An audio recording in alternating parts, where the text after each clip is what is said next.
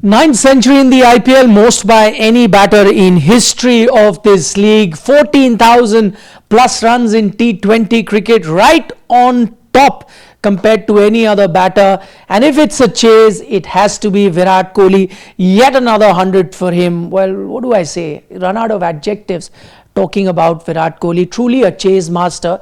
And I don't think you needed to be a genius or a soothsayer to predict this 100, because he had two ducks. And after two ducks, there was a very good chance that Virat Kohli would have come back with a bang. I'm not saying that. His teammate Krunal Pandya said it last game only. He said, he's had two ducks now. You awaken the giant.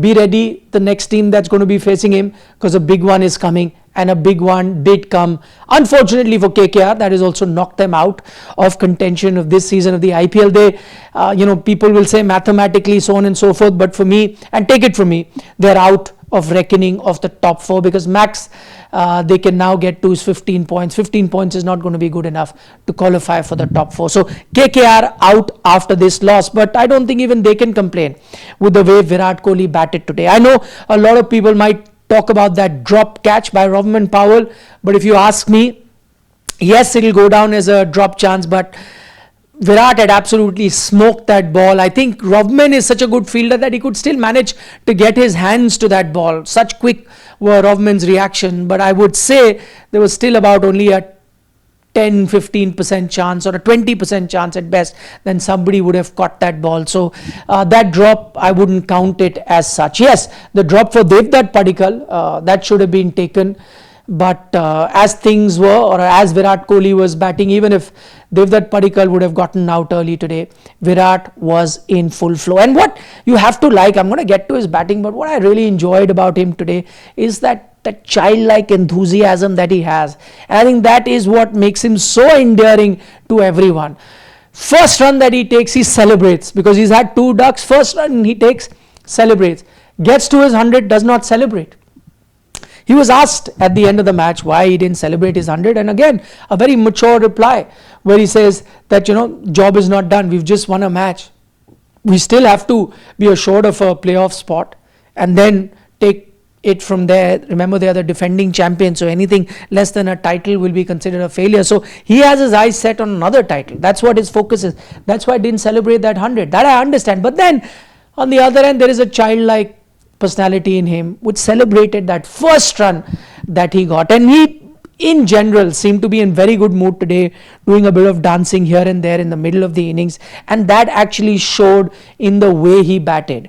That six when he was on 92 to take him to 98, that flick, vintage Kohli that we were so used to. If you remember that knock against Malinga, it was peppered with these flicks that he would hit towards the mid-wicket region for a six. Outstanding, turning back the clock. And then for me, two other shots that were really standout shots of Virat in this inning. One was that flick six that he hits towards square leg boundary of Kartik Tyagi, because Kartik Tyagi was absolutely on fire with his pace, and while other batters were trying to muscle him and trying to take on his short pitch delivery by playing the conventional pull stroke, what Virat showed that you can get six of it by using the pace, and this is where his maturity, his experience comes in. He's not trying to whack that ball, he just flicked it. Different shot, but the result that everyone wanted, a six he achieved, just with a different approach. Absolutely top class stuff. I think other batters who got hit by Kartik Tyagi could take a lesson or two from that shot that Virat Kohli plays. And then the other one, left arm spinner Anukul Roy, they got him at that moment to put some pressure. How does he release the pressure? Dances down the wicket. Straight classical six that he hits of a left arm spinner. Absolutely delightful, those two shots. And overall, he's looking like he's in the mood. But I will also talk about two other players that actually ended up on the losing side. That was firstly Kartik Tyagi.